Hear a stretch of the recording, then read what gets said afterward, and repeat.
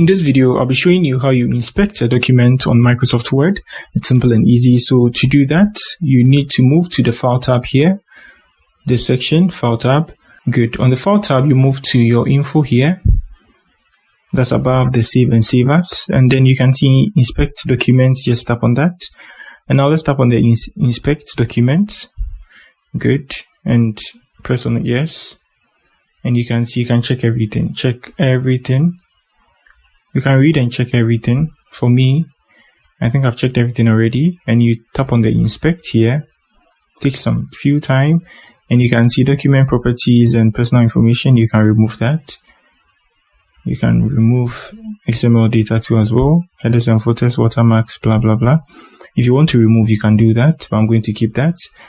And then I'm going to close that. And I'm done with the inspection. Yeah. So that's it on how you inspect documents on Microsoft. If you are new here, you give me a like, subscribe to my channel. Peace.